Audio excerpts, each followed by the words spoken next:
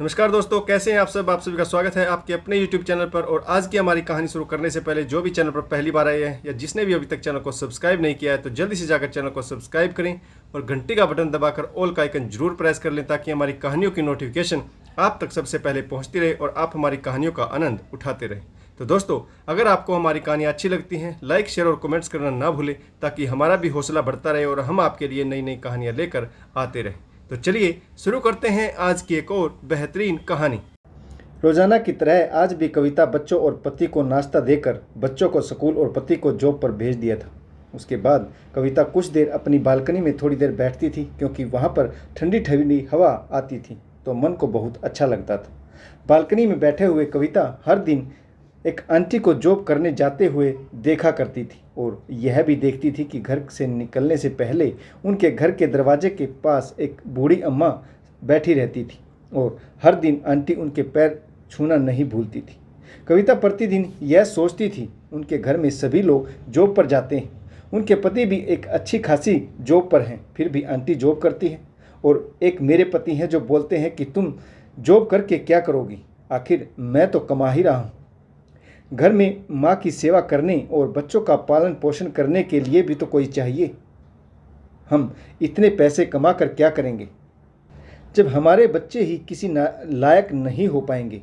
Aunty को देखकर कविता को कभी ऐसा नहीं लगा कि आंटी के बच्चे नालायक हों। वह भी अच्छे पद पर जॉब करते थे। कविता के मन में यह सवाल आता था कि आखिर आंटी ने भी तो जॉब करते हुए ही अपने बच्चे पाले होंगे।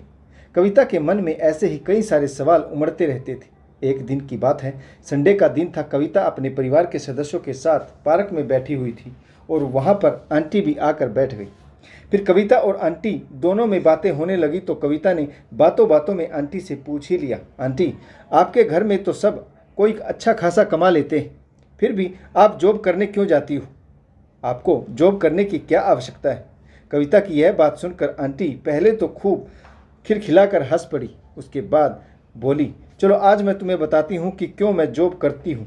ऐसे ही बताते हुए आंटी अपने पुराने ख्यालों में खो गई और कविता को बताने लगी। जब मैं नई नई शादी करके ससुराल आई थी तो शादी के कुछ दिनों बाद मैं जैसे ही किचन में गई तब तक मेरी सास दरवाजे पर आकर खड़ी हो गई और बोली, बहू तुम्हें किचन में नहीं जाना है। मैं भी हड़बड़ा गई, मेरी सास ऐसा क्यों बोल रही? मैंने कौन सी गलती कर दी जो मुझे मेरी सास किचन में जाने से रोक रही? उसी समय मेरी सास ने बताया कि SBI बैंक PO के फार्म निकले हुए हैं और उन्होंने फार्म मेरे हाथ में पकड़ाते हुए बोली, बेटी इसे भर दो। मैंने बोला, यह क्या है? तो मेरी सासू माँ बोली, तुम आज से घर का कोई काम नहीं करोगी, तुम्हें बैंक की तैयारी करनी है, तुम्हें बैंक में मैनेजर बनना है। यह सब बातें मेरी समझ से बिल्कुल ही बाहर हो रही थी। मैं समझ नहीं पा रही थी कि आखिर हो क्या रहा है। फिर मेरा हाथ पकड़कर वहीं सोफे पर सासू माँ ने बैठा दिया और उन्होंने बोला, बेटी यदि मुझे तुमसे खाना ही बनवाना होता तो क्या इतनी पढ़ी लिखी बहू इसलिए ढूंढ कर लाई हूँ कि उसका जीवन सिर्फ खाना बनाने और बर्तन धोने में निकल जाए? मैं चाहती हूँ तुम जॉब करो और बैंक में मैनेजर बनो। मैंने अपनी सासू माँ से आखिर पूछ ही लिया, मम्मी तुम मुझे बैंक में मैनेजर ही क्यों बनवाना चाहती हो और कोई जॉब क्यों नहीं? फिर मेरी सासू माँ ने बताया कि बहू पता नहीं क्यों बैंक का मैनेजर बनना मेरा शुरू से ही सपना रहा है। मैंने अपने कॉलेज के दिनों में ही इसकी तैयारी भी शुरू कर दी थी, लेकिन मैं छोटे शहर में रहती थी, वहाँ पर कोई भी तैयारी करने का साधन नहीं था और मेरे माता पिता भी इतने सक्षम नहीं थे कि वह दूर शहर में मुझे कोचिंग करने के लिए भेज दे। फिर मैंने उस वक्त अपने सपने का गला घोंट दिया। फिर कुछ समय बाद मेरी शादी हो गई तो मैंने सोचा कि अगर मेरी बेटी पैदा होगी तो मैं उसे अवश्य बैंक की तैयारी करवाऊंगी और उसे बैंक मैनेजर बनवाऊंगी। किस्मत को यह भी मंजूर नहीं था, हमारी कोई बेटी नहीं हुई, बस एक बेटा विनय ही हुआ। फिर मैंने उसी दिन डिसाइड किया कि कोई बात नहीं, बेटी नहीं है तो क्या, बहू तो आएगी, तब मैं अपना सपना पूरा करूंगी। वह बैंक की मैनेजर बन जाएगी। उस दिन मुझे लगेगा अपने आप को कि मैं बैंक मैनेजर बन गई और तब से यह सपने अपने दिल के किसी कोने में छुपा रखे थे। तुम्हें देखकर मुझे पता नहीं क्यों ऐसा लगता है कि तुम इसे अवश्य पूरा करोगी। फिर क्या था, मैंने फार्म फिलअप किया और मम्मी ने मेरे पति विनय को फार्म जमा कराने के लिए पोस्ट ऑफिस में भेज दिया। मेरे पति फिर मेरे पति विनय ने अगले दिन ही शहर के एक नामी कोचिंग संस्थान में मेरा प्रवेश करवा दिया गया। प्रतिदिन सुबह जैसे ही मैं कोचिंग जाने के लिए तैयार होती, मेरी सासू माँ मेरा नाश्ता तैयार करके टेबल पर रख देती थी और ऐसे में धीरे धीरे मेरी कोचिंग समाप्त हो गई। मैं पहले ही प्रयास में बैंक की नौकरी पा गई थी और बैंक मैनेजर बन गई थी। घर में सब कुछ अच्छा हो रहा था। तब मेरे पति का भी मेरे ऊपर बहुत ही सपोर्ट था। मुझे कभी भी किसी भी चीज़ की चिंता नहीं होती थी।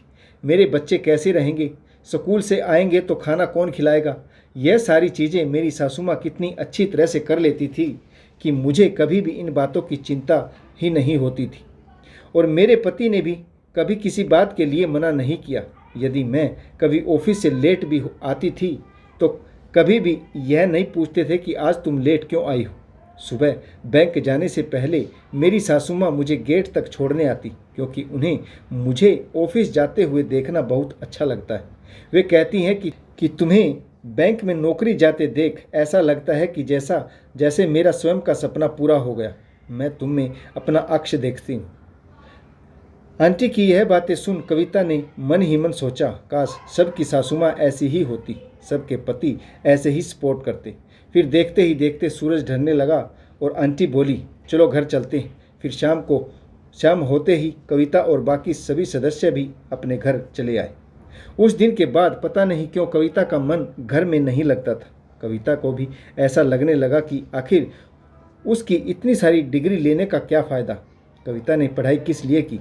कविता ने सोचा, आज मेरे पति विकास जैसे ही घर आएंगे मैं उनसे अपनी जॉब के लिए बात करूंगी। लेकिन पता नहीं क्यों कविता जॉब करने की बात कर नहीं पाती थी, क्योंकि कविता जब कभी जॉब की बात करती तभी विकास बिल्कुल ही नाराज़ हो जाते, क्योंकि कविता का घर से बाहर जाना उनको बिल्कुल भी पसंद नहीं है।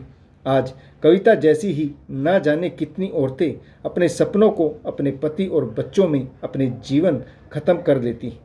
दोस्तों, परिवार का जो भी सदस्य कठिन परिश्रम करता है तो उसको सपोर्ट अवश्य करना चाहिए, ताकि वह स्वयं को और अपने परिवार को और मजबूत बना सके और अपने परिवार का नाम रोशन कर सके।